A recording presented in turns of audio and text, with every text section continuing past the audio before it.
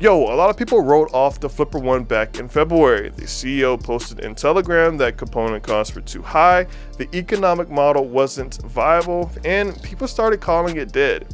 Then the $1,000 price rumor started. But now, $300 to $350, a Kickstarter within a few months. The thing that people canceled is definitely more real now than ever. I'm Jay Blank, and today I'm breaking down everything the CEO just revealed. And one thing he said that the Flipper Zero community needs to hear.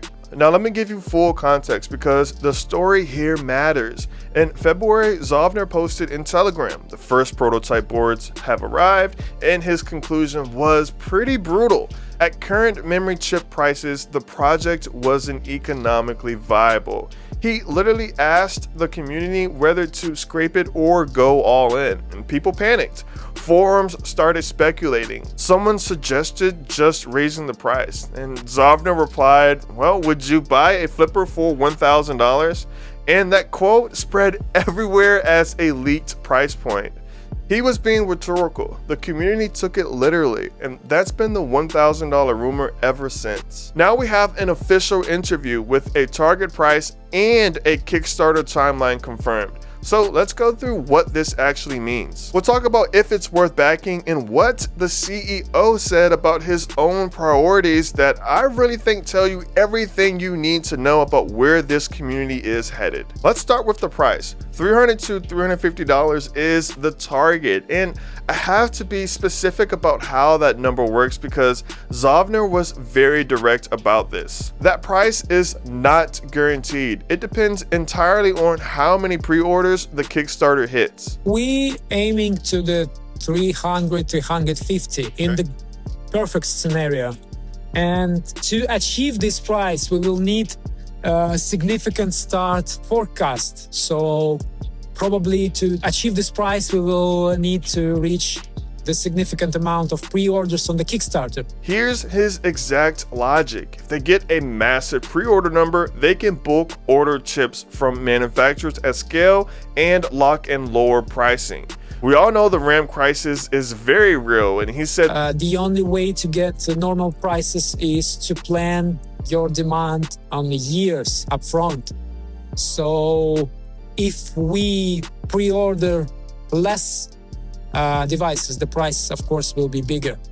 So what we try to do right now is to plan a significant amount of pre-orders to get the lower price we can. No one wants to have a device that costs like $1,000. So if pre-orders come in lower than expected, the price goes up. He said it himself. $300 to $350 is the best case scenario. It's not a locked number, and it's a target they can only hit if the community shows up. Now, on timeline, he said several months from this interview, which puts us somewhere in the fall of 2026. He didn't commit to an exact date, and he was honest about why. And create the video for the Kickstarter. This is what mostly scared me. To create the video, it's extremely complicated because it's like a significant percent of the success of campaign to deliver actually the good communication and the values of the product. But I hope in the several weeks we'll be ready to start the Kickstarter. Several months. Several months, yeah, I would. So fall 2026 is the realistic window. Now, before I give you my take on whether it's worth backing, let me run you through what you're actually getting because it's much more interesting than most people realize. The main processor is a Rockchip RK3576, which is ARM-based full Linux. There's also a Raspberry Pi RP2350B microcontroller handling on-device controls and that 256 by 144 grayscale screen on the front. So 2 chips, 2 completely different jobs. The RAM is 8 gigs of LPDDR5, storage is 64 gigs internal, plus a micro SD card slot. For ports, we have 2 USB-C, 1 USB-A, a full-size HDMI, so you can plug this into a monitor or TV, 2 gigabit Ethernet ports, and a 3.5mm audio jack. There's Wi-Fi and Bluetooth on board, an M2 slot and GPIO pins for expansion, There's also an NPU on board for local AI workloads. He talked about running small language models for generating VPN configs. That is a full computer in a Flipper Zero sized form factor. On software, Flipper Devices apparently partnered with Collabora to bring the RK3576 into the mainline Linux kernel. Full upstream support, not a vendor BSP mess.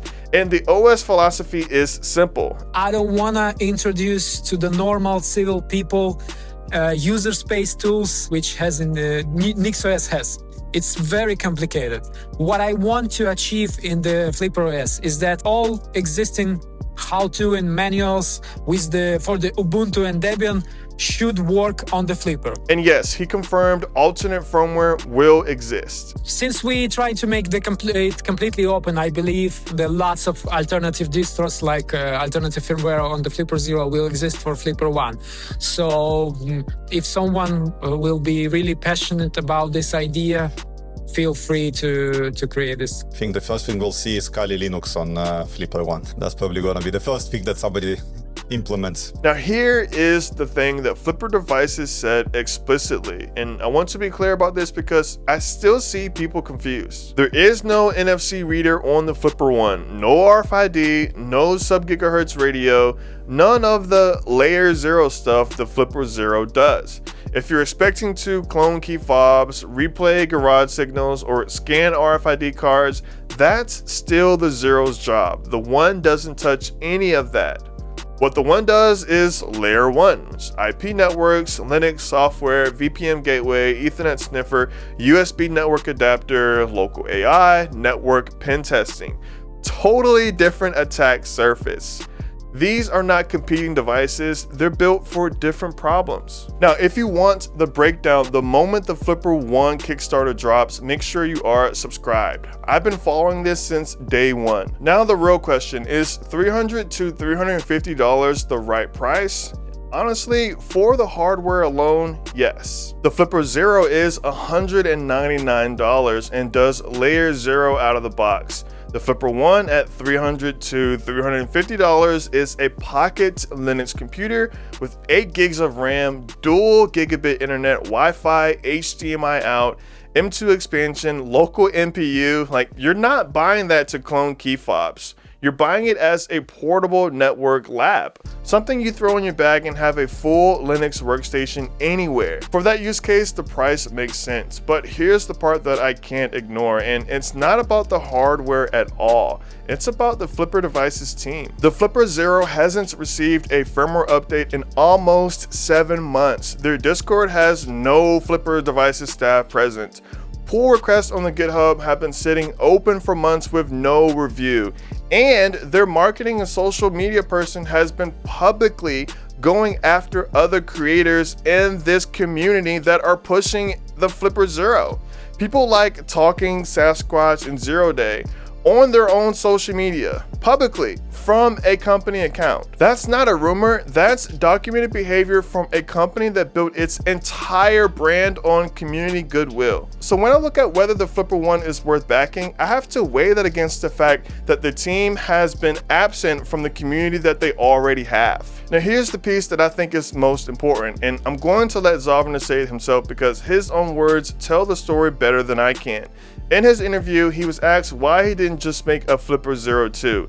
His own team pushed for it, and his answer was? Answer on this question many times. Even the team asked me, why not create the Flipper Zero Mark II? This is the very important thing for me, because like we have some attention, we have some audience, and it's quite easy to sell something new, like slightly change and create the Flipper Zero version 2. It's easy.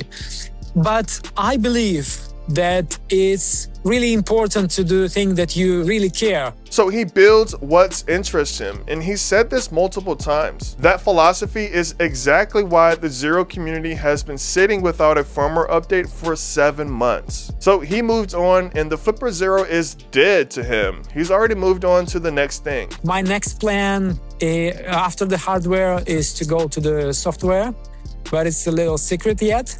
But I have the big project that I think about the last 10 years is in the software. So he's already planning his exit from hardware entirely. Now, that doesn't mean the Flipper One will be abandoned. It's clearly the project he cares about right now. But the Flipper Zero community is living proof of what happens when that interest shifts. The community built the ecosystem. There's Momentum, there's ProtoPirate, Flipper HTTP. That was never Flipper devices. That was us. The company provided the hardware platform and the community did the rest. The Flipper One has more raw potential than anything we've seen at this point. M2 expansion, GPIO, full Linux, local AI. If the community gets behind it the way they got behind the Zero, what gets built on top is going to be extraordinary. But the Flipper Devices team has to show up this time because their track record says otherwise. Now look, I'm still excited for the Flipper One. The hardware is definitely real. The price is now reasonable if Kickstarter pre-orders come through, and the use cases Zhovner walked through in the interview are actually compelling. But I'd be lying if I said I wasn't watching the Flipper Devices team more than the device right now, because the CEO already told us exactly who he is. He builds what interests him, and he's already thinking about software. And the community that has made the Flipper Zero what it is has been sitting without support for 7 months. The hardware literally means nothing if the team doesn't show up, and that's the real question going into this Kickstarter. Now, are you backing the Flipper One, or are you holding out to see if Flipper Devices actually supports this one? Definitely let me know down in the comments below. I'm Jay Blanked. Thanks for watching. Peace.